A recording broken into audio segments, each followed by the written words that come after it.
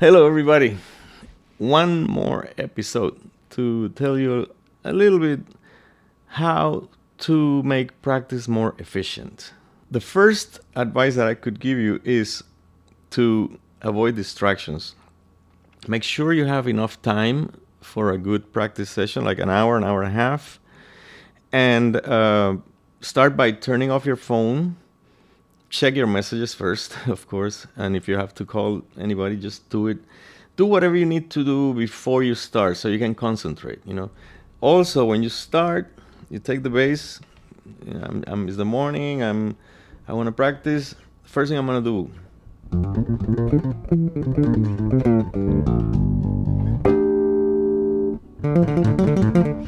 Do a solo. Do whatever you want. Get it out of your system. Because most of the time, what happens is I start practicing some reading, and I'm reading, and then I go like, I don't know when, because it's subconsciously I go, and then I'm like, oh, 10 minutes have, passed, and I did like 2 minutes of reading and 8 of soloing.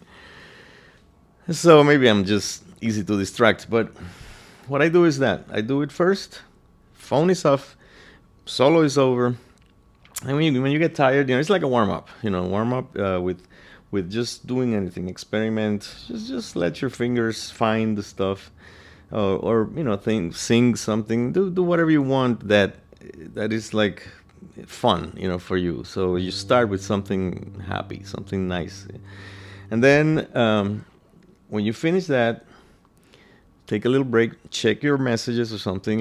Call whoever you need to call. And then come back and start with the scales. Okay, so now you're start to train your brain a little bit, not only your fingers.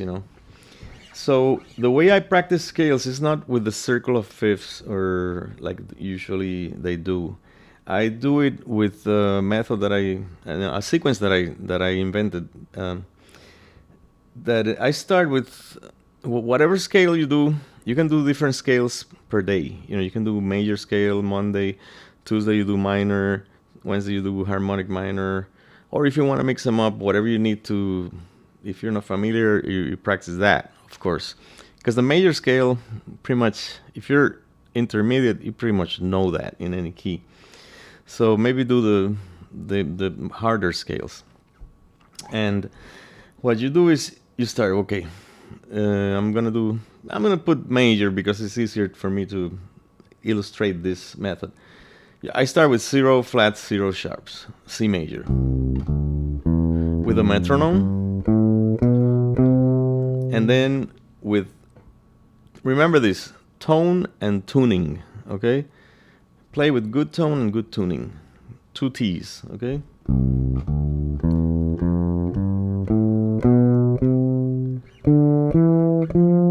And go 2 octaves, slow.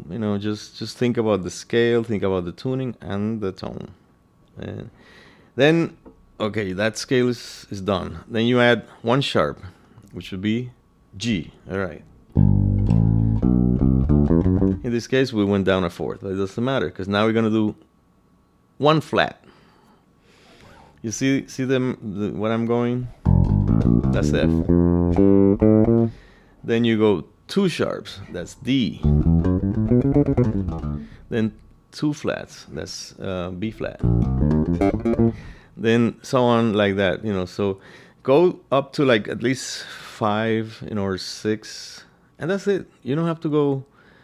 And if you don't have time, at least you had an opportunity to practice the first, 2, 3 flats, the ones that are more common. So you can always start with that, or you can, if you only get to the 4 flats or something, A flat, then tomorrow you can start with A flat and then do 4, 5, 6. Don't even worry about 7 flats or 7 sharps. Those scales are theoretically they are real, but practically no. Nobody plays in, unless you're playing classical music. If you're gonna play Stravinsky or something, which in that case you probably are not watching this video. This is for pop music, for salsa, for stuff that you popular music, so, or jazz. Nobody plays in C flat with 7 flats, that's like stupid. You write it in B, right? Or if you're gonna play in C sharp, major, which would be seven sharps. Maybe C sharp, D sharp. Forget about that. You just write it in D flat, which is, so it's easier, and it's more logical to play. And the third thing is like what I told you in the other video.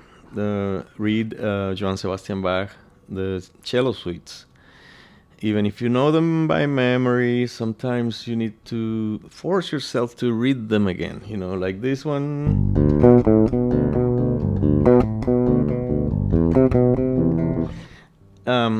If you know it by memory, that's great. But sometimes just go back. That's a tip that Eric Jorgensen gave me, and he's a great reader. He's one of the best trombone players in LA. And he told me, just go back and read, even if you know it, force yourself to read it again. And sometimes you'll be surprised. You might be playing a wrong note or something. So, go back, check the dynamics, everything. Look for something that you missed, maybe, when you read it for the first time. And when you're reading stuff that you don't know, it's new stuff, new material, how do you set the speed of the metronome? Okay, here's another trick that Hugo Duran gave me. He's also a great reader, and he told me, use the 3 strikes you're out rule, which means you're gonna make 3 mistakes at the most in the page, at least. Also, if you don't make any mistakes, you're practicing too slow. If it's perfect, that would be to practice for a piece for a performance. You want it perfect, at a normal tempo. But when you're reading, you have to, when you're practicing reading, you have to push yourself to save time to whatever is hard for you. So you want to have a little pain, no pain, no gain. So go for the faster tempo until you make at least 3 mistakes, So the first time, just read like a few bars, and if you're not making any mistakes within 4 bars, maybe you should try it faster, And if you are making too many mistakes, you're stopping or getting lost, that's too fast for you. So that's how you set a good tempo for practicing sight reading. Another tip that Junior Irizarry, which is one of the best studio players in Puerto Rico, gave me, he told me to take the arbands, the trombone method, and practice trombone parts, because trombone parts are usually higher in the staff. They use a lot of ledger lines, and that's something that I have problems when I see. Sometimes I get intimidated by the ledger line, so it's too high, and sometimes I might read the note and I know it's a C, and instead of playing it here, I play it here. I do some kind of tricks so I don't get lost if I'm sight reading, professionally. But you should be able to play every note the way it's written. So I don't know if I gave you this one on the last video, but it's about your foot, how to count. This Potter Smith gave me this one when I was in MI. Potter Smith is a great bass player, and he told us to count. Like if you're going 1, 2, 3, 4, 1, 2, don't go 1, 2, 1, 2, 3, 4, 1 with your foot like that. You go 1, 2, 3, 4, 1, 2, 3, 4. And not even with your foot, but you can do it if you're in the studio. You don't want to make noise. You can do it with your big toe and just go down, up, down, up. The first part of the bar, the first 2 beats are gonna be down. The second part of the bar, 3 and 4, is going to be up. So that way, that helps you to stay in the bar, in place. Even if you're not playing the notes exactly the way they're written, you might be guessing some notes or something if it's fast. But I use that a lot in salsa because in salsa you get a lot of sight reading gigs that you don't know, you might not know the tune, you have to sight read, and that way you can keep your place by just having 1, 2, 3, 4, 1, 2, 3, 4. Or if it's because it's cut time, you can do 1, 2, 1, 2, 1, 2, but with the 2, 1, 2.